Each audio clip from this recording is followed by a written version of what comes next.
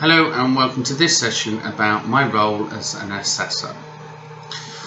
So let's get one thing right. What an assessor is not, it is not a teaching role. It is a role for assessment. Meaning the characteristics and behaviour of an MVQ assessor are that completely separate to those as a teacher. Yes, there may be transferable parts across the two, and yes, you are going to need to have a joined up understanding. But the role of an MVQ assessor is that of a four-pronged approach. The first part is about planning. Now, this is planning for assessment. What that means is a candidate or a learner must know when an assessment is going to take place. Therefore, it makes perfect sense that the first role of an assessor is to write up an assessment plan. Meaning, without an assessment plan, assessment should not and must not take place. But also, it means it's not fair. So fair assessment hasn't taken place either. So let's just look for one moment what should be an assessment plan. Well, one is the date. What date are we going to carry out this assessment? Whether it's an observation, reflective writing, multiple choice test. What date is that going to be done on? And finally, what time? Also, who's going to be involved in the assessment? Is it just the assessor, or are we going to be observing things and other people need to give consent? What is the assessment method that's going to be used? So are we planning for an observation, reflective account, professional discussion, recognition of prior learning? So whatever the method is, there must be a plan. And then alongside that, what learning outcomes and assessment criteria are you planning to meet? It is not fair to say to a learner, I'm going to assess you, but they don't know against what. So what units, what assessment criteria, and what learning outcomes. Therefore, planning is absolutely key to all what you do. Equally, when developing that plan, have you taken into account any reasonable adjustments or access to assessment requirements? Is the learner dyslexic? If so, is it really fair to be giving them lots of written work when there are other assessment methods there that can be used? For example, maybe a professional discussion is far better than a reflective account. Second of all, have you taken into account the actual outcome itself?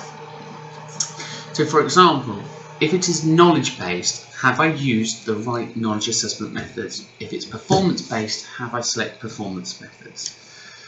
So, the first stage quite clearly is planning. If there is not a plan in a portfolio, then you have not carried your role out as an assessor. It means the IQA cannot conduct their internal quality assurance process, and assessment should not and should never have taken place. Then we have the collection of the evidence. So stage one is to prepare, stage two is to collect. Where are we putting that evidence? Are we putting it directly into a portfolio, or is it going online? Wherever it's going, it must be secure and safe. There must be beyond doubt that it is the learner's work that you have collected. So make sure that when you collect the evidence that we've collected the right range and it's in the right location. Thirdly is judgment. So have we judged the evidence fairly? Now your judgment is quite simple. It can only say assessment methods standards met or standards yet to be met. So it's either passed or failed, as it were. And it can only pass or fail what you originally wrote in the plan. So if in the plan you said, today I'm going to carry out an observation to meet communications, then when you judge the evidence, did they meet the plan? If they did, then it's sufficient. And if they didn't, it is not sufficient. Remember, Making a judgment is one or the other. And in your judgment, you must authenticate it. So is it valid, authentic, reliable, current and sufficient? Now, okay, you're going to hear other words such as valid, safe, fair. Ultimately, what we're trying to prove is that, is it the learner's work? Are you satisfied that it's been produced by the learner? Does it feel like the learner?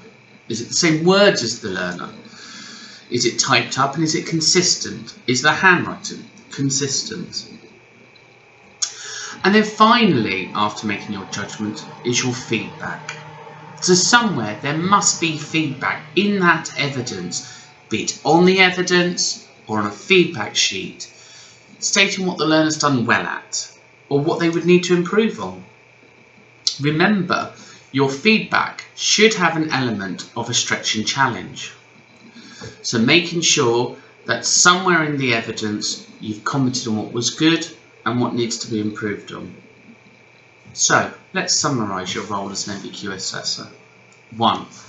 Write an assessment plan. 2. Collect the evidence. 3. Make sure there is a clear judgment. 4. You have given concise feedback. Ultimately, that's what we want you to do as the role of an MVQ assessor. Yes, of course, there's more to it than just that, but that's the underlying principles and practice of being an MVQ assessor. It is not teaching or learning. It is a method for collecting evidence to make judgment that learning has been understood and is successful. Thanks for watching.